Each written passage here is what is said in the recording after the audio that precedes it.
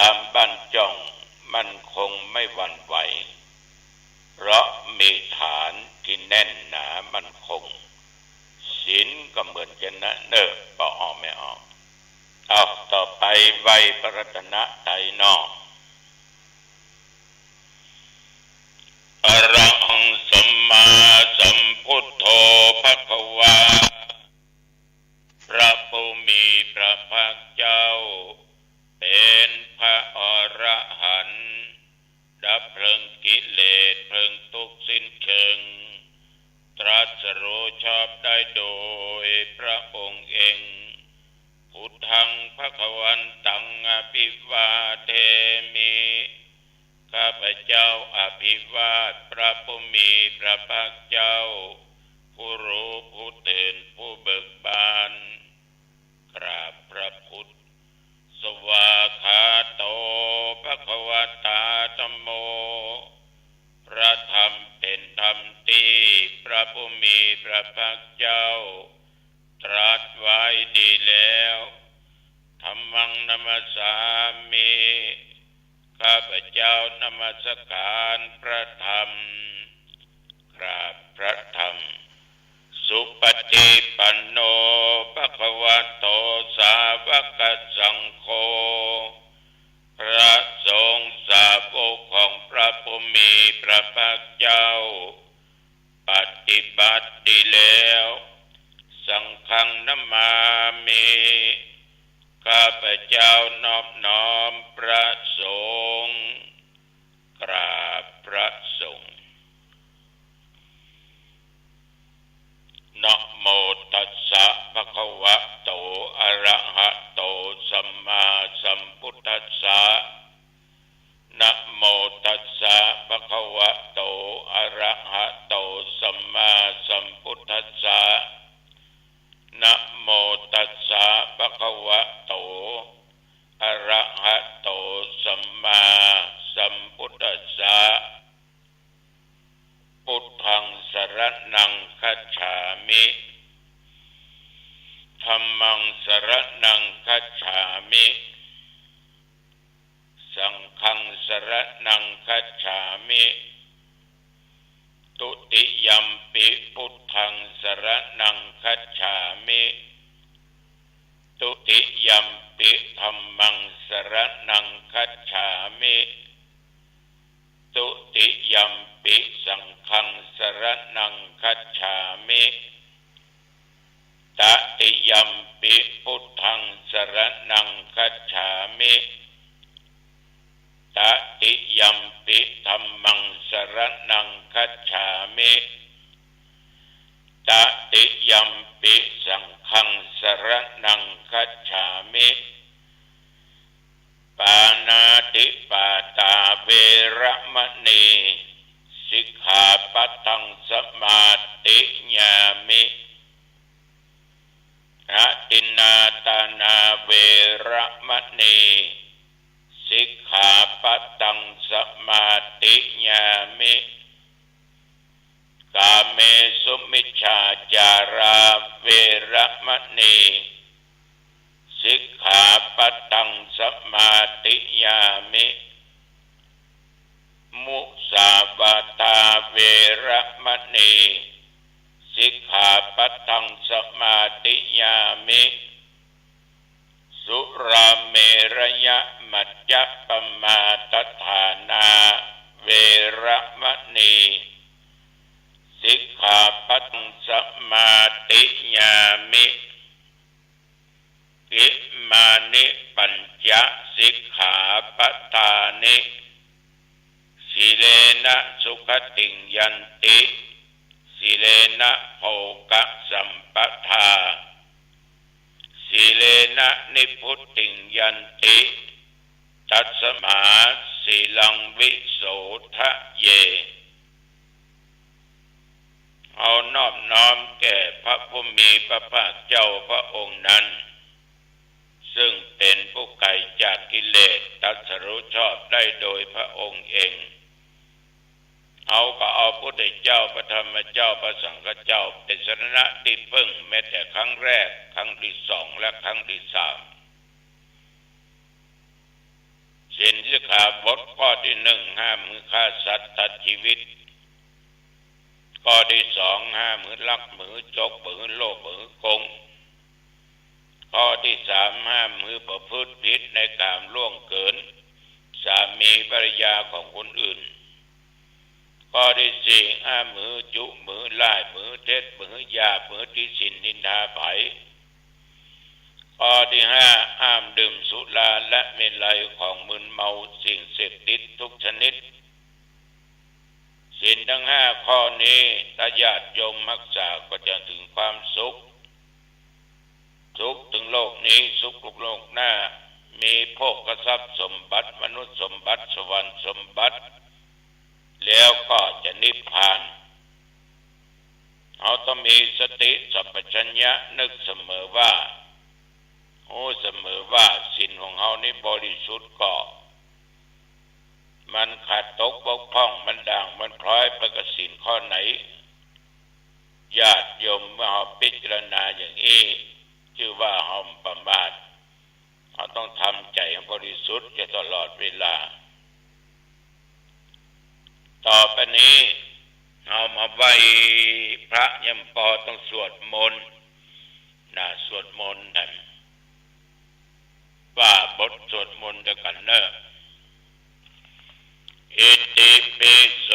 ภะคะวะอะระหังสัมมาสัมพุทโธวิชาจารณะสัมปันโนสุขโตโลกวิโทอนุตตรปริสัทธัมมสารถิสัทธาเทวมนุสสานังพุทโธภควาติสวากขาโตภควตาธัมโมสันดิติโกอากาลิโกเอหิปัสสิโกโอปัญญิโกปัจจตังเวทิตโพวินโยหิติสุปฏิปันโนภควโตสาวกสังโฆโอชุปฏิปันโนภควโตสาวกสังโฆยายะปฏิปันโนภควโตสาวกสังโฆสามีจิปฏิปันโนภควโตสาวกสังโฆยะติตังจัตตาริปุริสยุคานิอัฏฐปุริสปุคัลลาเอสะภควโตสาวกสังโฆอาหุนยโยปะหุนยโยทักขินยโยอัญชลีกรณีโยอนุตตลังปุญญเขตังโลกัสสาติ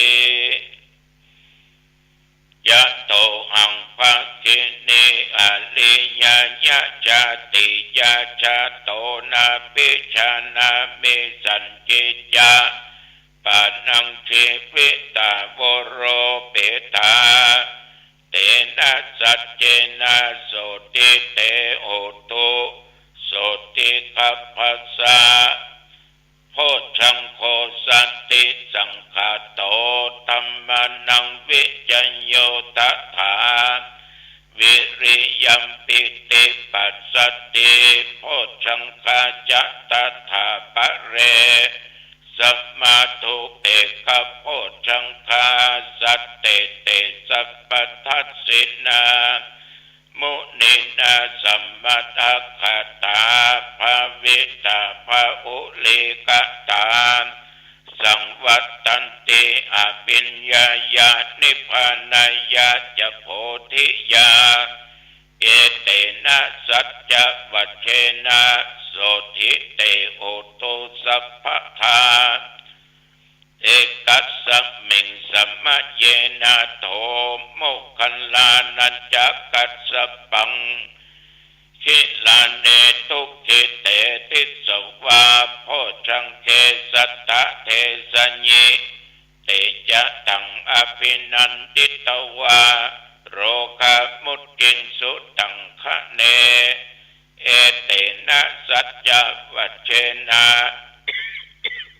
โสทิเตโหตุสัพพทาเอกทาธรรมราชาปิเกลัญเยนะปิปิลิโตจุนตเตเรนะตัญเยว วะพนาเปตวานะสาทัลลังสัมโมติตวาจะอาภาธาตัมอาวุธาสิธานะโสเอเตนะสัจจวัตเทนะโสติเตโหตุสัพพทาปะอิดาเตจะอาภาธาตินนันนัมปิมะเหสินังมัคคาอัตตกิเลสวะปัตตานุปติธรรมตังเอเตนะสัจจวัตเทนะโสติเตโหตุสัพพทาภวตุสัพพมังคลังรักขันตุสัพพเทวตาสัพพพุทธานุภาเวนะสัทธาโสติภวันตุเตภวตุสัพพมังคลังรักขันตุสัพพเทวตาสัพพธรรมานุภาเวนะ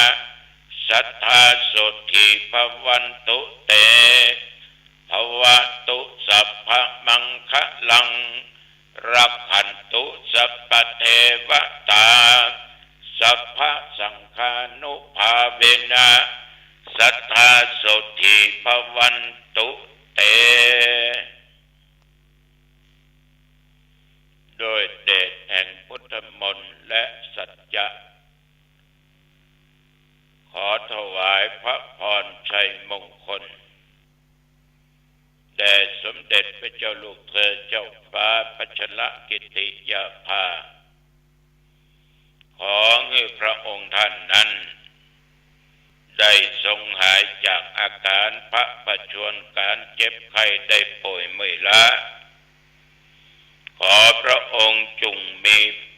อายุวันนะสุขะพละมีสุขภาพกายใจแข็งแรงดุจดั้งเดิมมีพระชนมายุยิ่งยืนนานได้100 ขวบเข้าว่าภาษายิ่งขึ้นไปขอถวายพระพรกรมอุตุได้ประกาศบอกไว้ว่านับตั้งแต่เมื่อตะวันวามาจนถึงปัจจุบันบัดเดี๋ยวนี้นั้นแถวบริเวณวัดหนองตองและใกล้เคียงว่าจะอยู่ทางเหนือทางใต้ตะวันตกตะวันออกเพิ่นบอกว่าไม่มีฝนตกแม้แต่หยดเดียวเม็ดเดียวแต่อากาศกลางวันก็ยังร้อนอบอ้าว39 องศาพี่น้องญาติโยมอุณหภูมิปัจจุบันนี้20 องศาที่ในห้องบนเตียงนี่นะพอออกรายการสดที่บนเตียงเนี่ยนี่พี่น้องญาติโยมท่านทั้งหลาย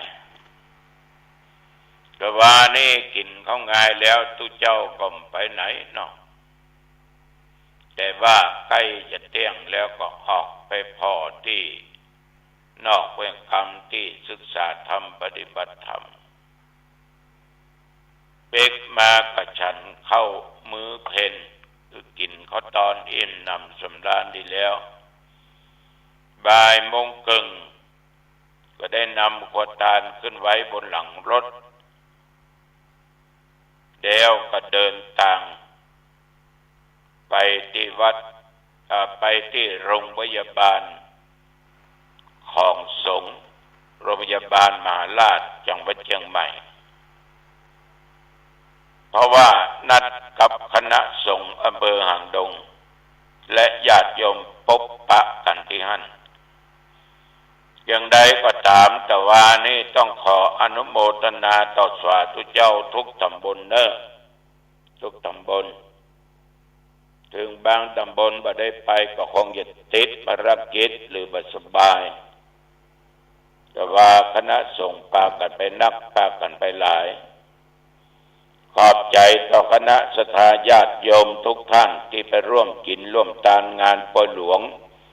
ตึกสงฆ์ อำเภอเมืองจังหวัดเชียงใหม่แต่ว่า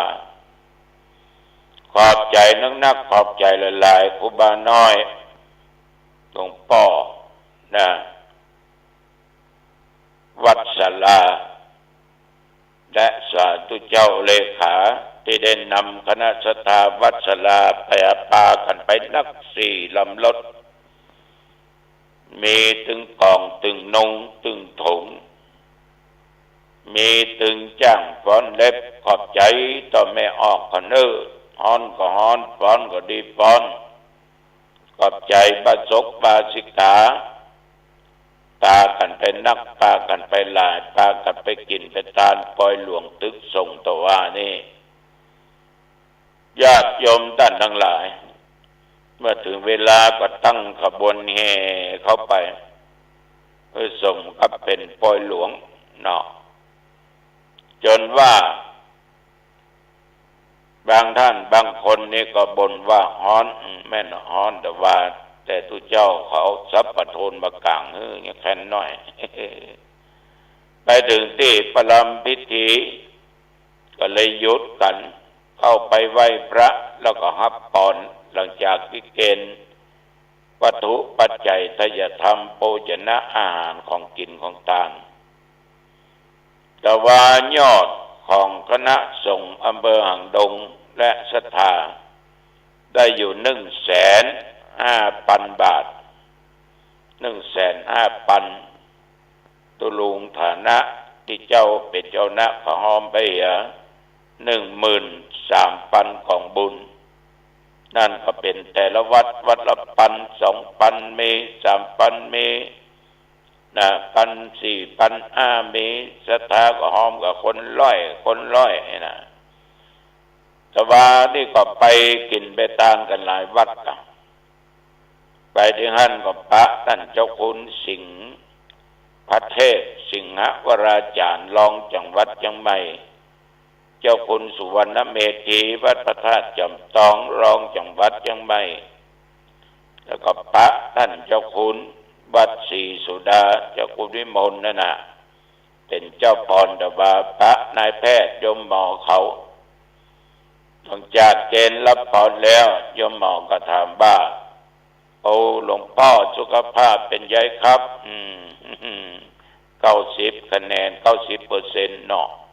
เต็ม100ดีโอ้ผมดีใจละผมก็นึกว่าหลวงพ่อบาหายนั่นน่ะแต่ก็ได้บุญด้วยกรรมเนาะโยมหมอเนาะก็เพื่อก็สอบถามหลายอย่างก็บอกกับเปิ้นขอบใจเปิ้นที่เปิ้นช่วยกันดูแลรักษาทุกเจ้า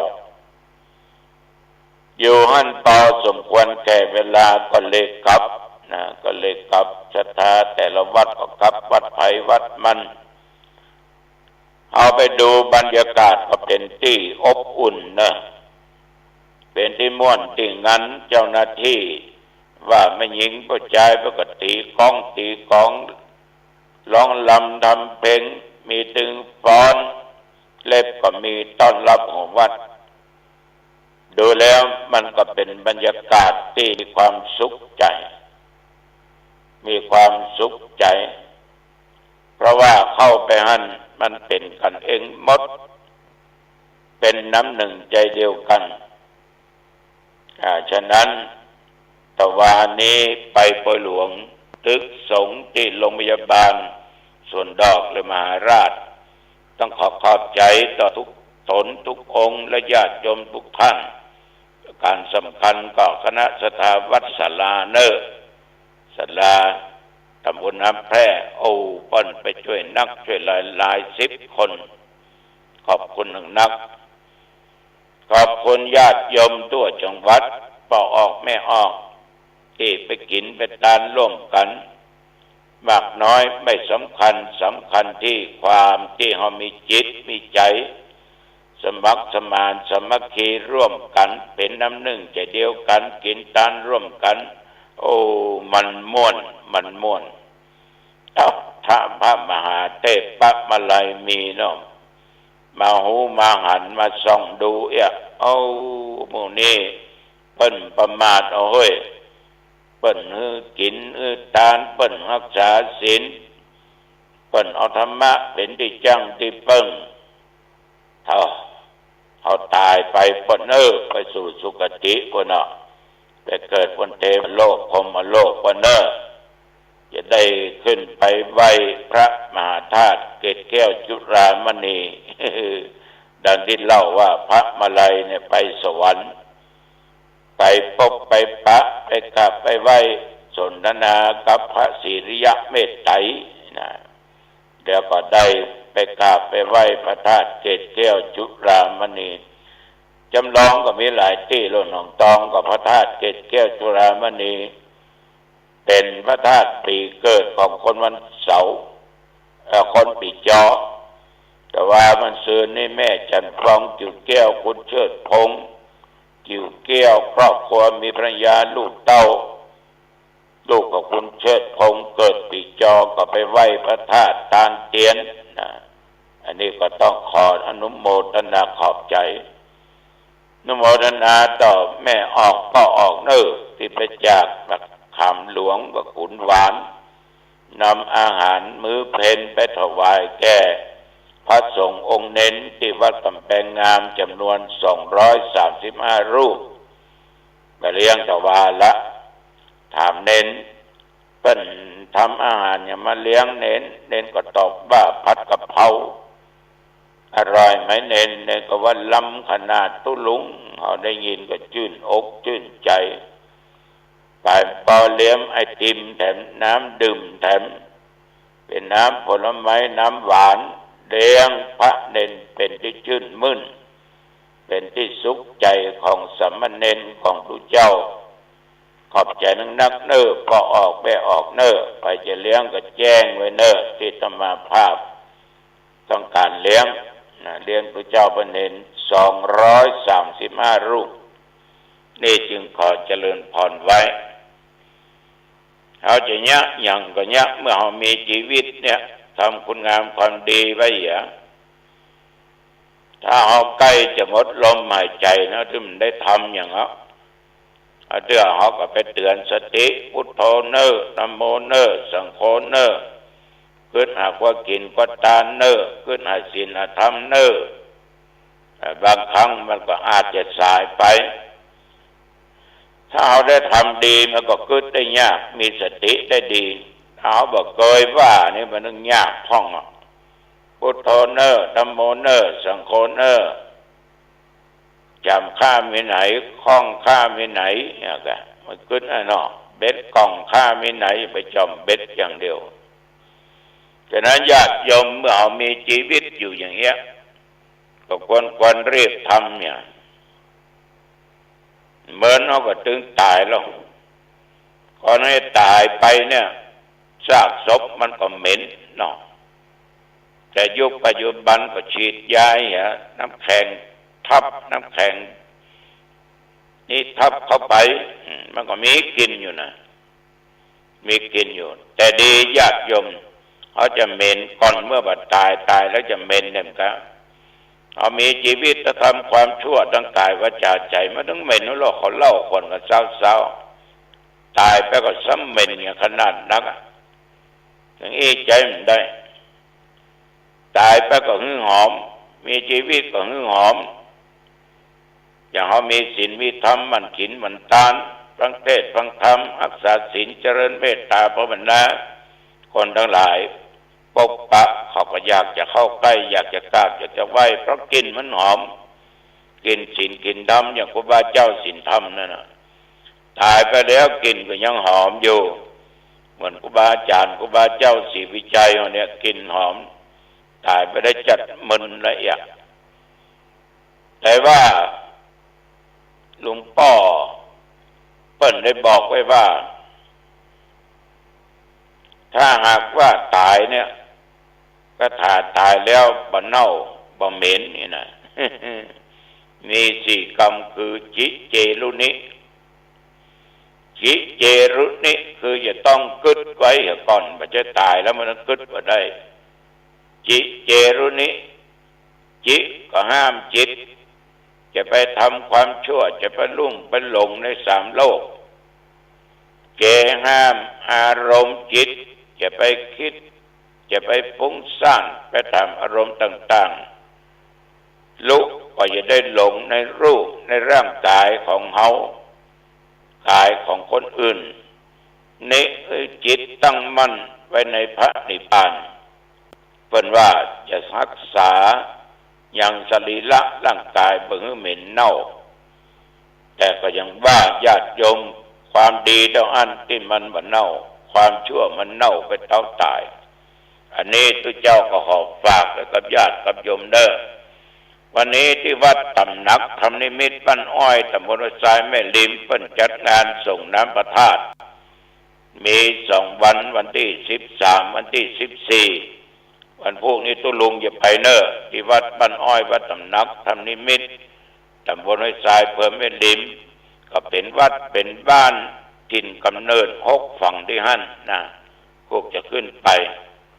วันนี้ก็เวียงดงส่งน้ำพระธาตุเวียงดงหรือวัดเวียงดงที่มีอนุสาวรีย์ขุนดงนะกิ่งข้าวงายวันนี้ก็ปฏิคัดอย่างนี้นะก็จะไปนี่ก็จึงขอเจริญพรญาติโยมรับทราบวันที่10 สิงหาคมก็ออกไม่ออกเพื่อสลับปีพระกันที่วัดป่าเรือในรายการธรรมะสัญจรวันที่10 สิงหาคมนะพระเจ้าหนุ่มต้องไปแน่เนอเอาละวันนี้อู้จ่าไปมาเวลาเป่าสมควรอายุวันโนสุขังพลังพบ